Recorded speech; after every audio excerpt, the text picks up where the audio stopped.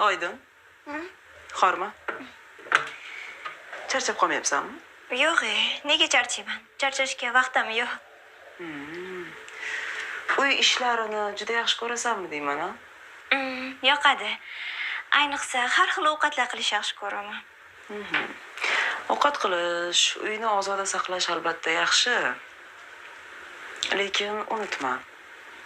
Agar ota-onamga nomiga mehribonchilik qilib, ushbu uyga ega chiqmoqchi bo'lsang, qattiq adashasan. Bu uyda biz qizlarni haqqimiz bor.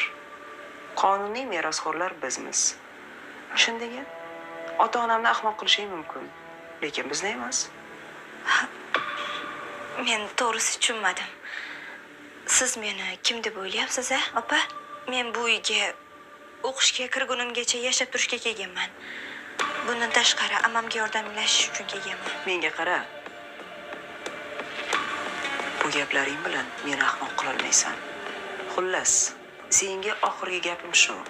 Bu yerda o'ralashib yurmasdan, tezroq o'zingga boshqa boshpana top. Tushundingmi? Bo'lmasam bizdan haqqingni olasan. Qurri bu uydan.